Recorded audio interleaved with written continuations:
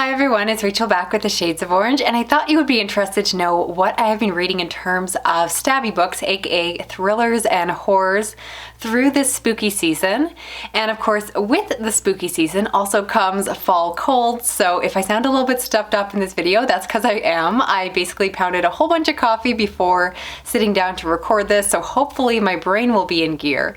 But I want to share with you some good spooky books that you can hopefully put on your own TBR. There's some hits and some misses, and we'll just get into that all. Let's get started. So let's start with thrillers, and I read These Silent Woods by Kimi, Cunningham, Grant. This is a book that I requested from the publisher for review, and this follows a father and his young daughter who are living out in the remote, isolated countryside, and they are living there because you find out at the beginning that the father has done something that has made him have to hide from the law. And the story is about them in their daily life. However, at the beginning of the story, they're waiting for the one person who knows who they are and why they're there. He brings them resources and stocks them up on food every year. However, this year he has not come, and so they have to wonder what happened, and because of that they need to make other plans and go out and forage new food for themselves, which changes their plan, puts them in danger, and the story goes from here. Now, this is the kind of story that I will admit is very simple. In terms of the setup, you are going to get exactly what I described. There is no large twist or turn in this story, nothing that I didn't see coming, but instead what this book did do really well is it gave me the story I wanted, because I wanted an emotional story between this father and daughter, and the love for them is what drives this whole story forward. And so eventually throughout the story you do get to find out what the father did, and it all makes sense within the context of the story. They go along and have to make tough decisions, but again, it's really about the family. And so if you want a story that is technically a thriller, but again, it's not going to have a twist that's going to change everything. Instead, it's really a character story. It is an emotional story, and I really enjoyed it. So if you want something a little bit atmospheric, a great book to read outside, maybe by a campfire, or if you're doing some late camping at the end of the fall, this would be a great one to pick up. Highly recommend. Next, I want to talk about a thriller called The Lies We Told by Camilla. This is a story told over 2 points of view. First, in the present day, we have a girlfriend who is looking for her boyfriend who never came back last night, and so she's quite worried about him. She starts to reach out to his employer and his friends, and he just doesn't seem like the kind of guy who would randomly skip out on his life, and so she begins to worry, especially because they've had some strange occurrences that have happened recently with some break-ins, and she just has a feeling that something is terribly wrong. The other perspective is set back a little bit in the past and follows a mother who has a young daughter who possibly has some sociopathic tendencies. She just seems to be very distant, very unlikable. She's not very warm, and the mother is convinced that she's doing terrible things, and it's not just an accident, but she's purposely being very manipulative and hurtful to other people in her life. Now, I will say that I went into this book not knowing how these two perspectives were going to cross over, and it definitely came as a surprise. I feel like it's a book that isn't very obvious, and so it did have some good twists and turns that I didn't expect.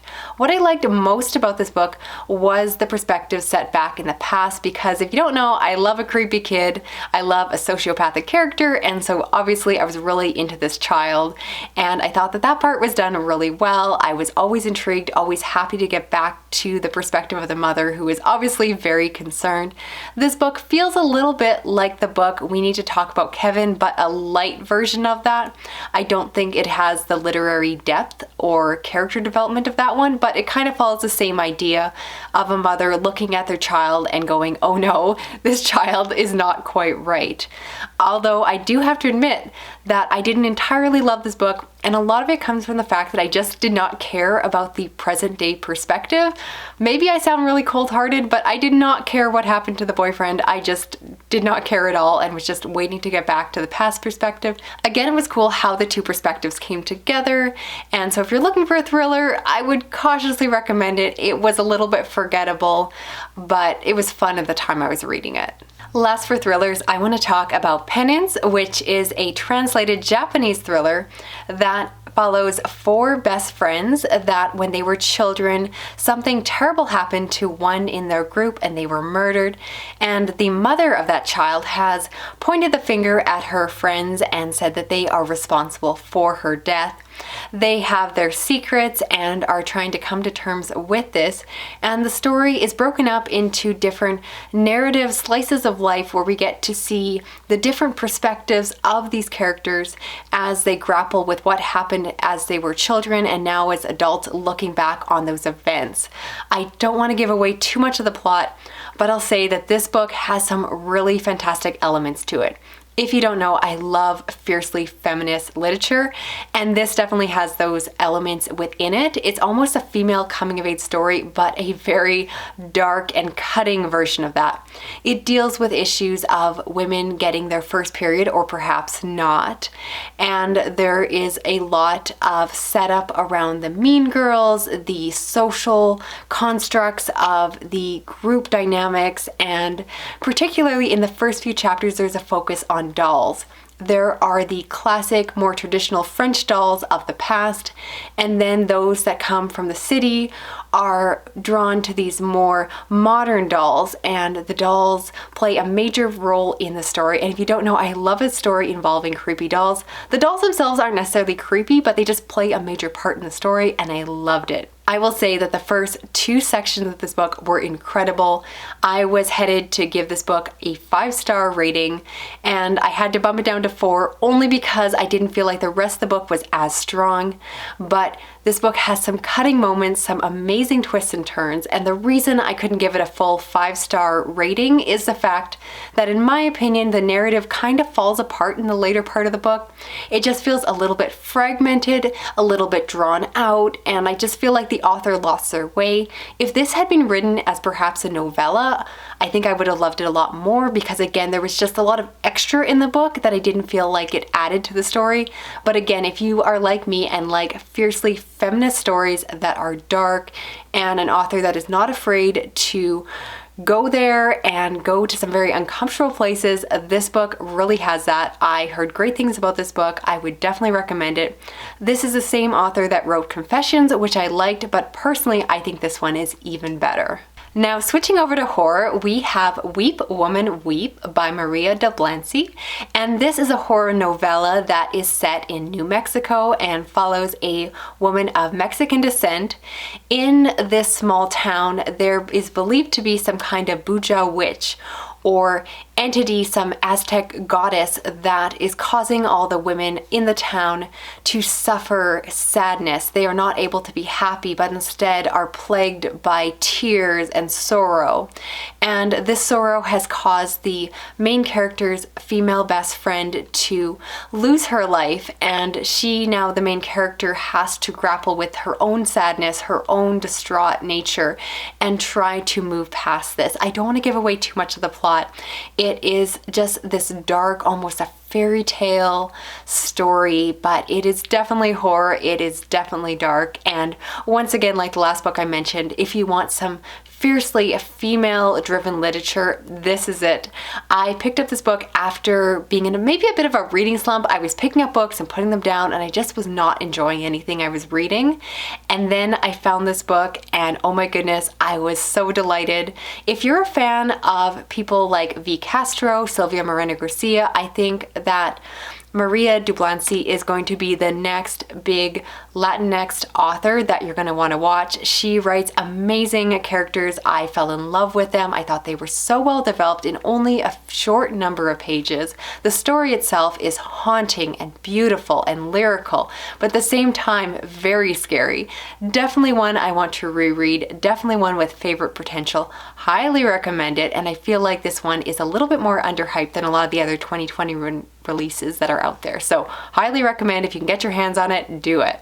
Next up, we have The Thing Between Us by Gus Moreno, and this is a horror book that follows a man whose partner has recently died. He is grieving for her, and so in order to get away from his family and friends, he goes off to a remote cabin in the woods And wouldn't you know, things are not what they seem. There's possibly a presence there, whether it is a wife or someone else, and the story goes from there.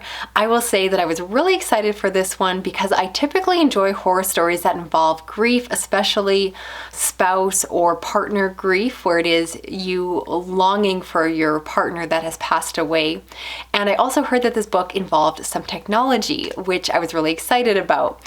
But in practice, in execution, this book really disappointed me. Not that it did anything wrong, but it just did not do anything new.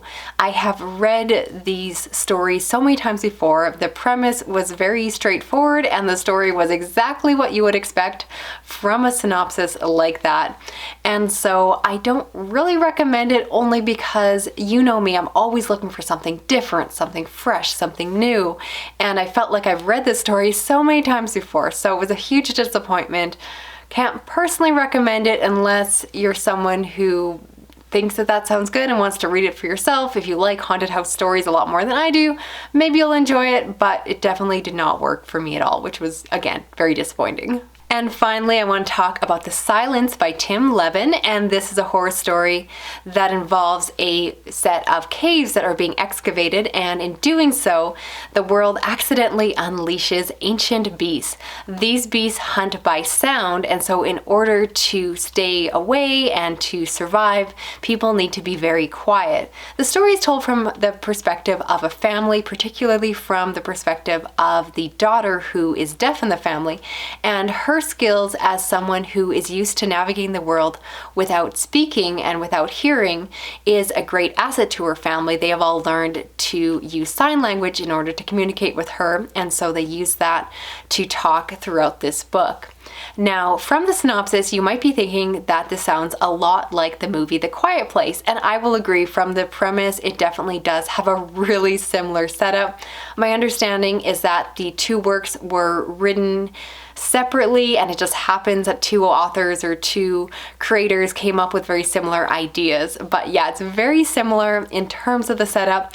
In terms of the execution, it's similar to a degree, but definitely the stories do go in other places. If you're a fan of the movie and are looking for something to check out, definitely this is one you might want to give a try. And then of course there is the Silence movie that came to Netflix based off of this book, so you can also go and watch the adaptation afterwards.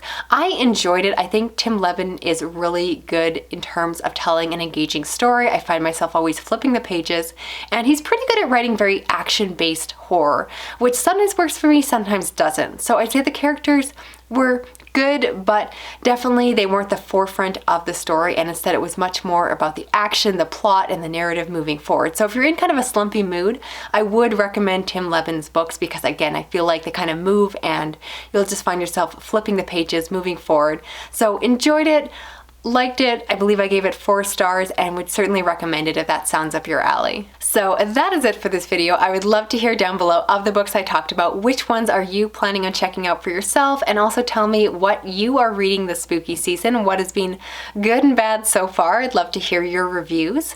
I'll certainly be back again with some more spooky reading, and I'll let you know what I read in the month of October. If you're new to my channel, consider subscribing. I do read a lot of horror and thrillers, as well as adult science fiction and fantasy. And if you want to help me out, you can give this video a thumbs up, share it around online, and if you hit that little notification bell, you'll never miss a video from me. I think that's about it for today. I'm gonna go lay down because I'm feeling pretty sick, but hopefully I'll be feeling a bit better by the time you're watching this video. I'll talk to you then. Okay, bye-bye.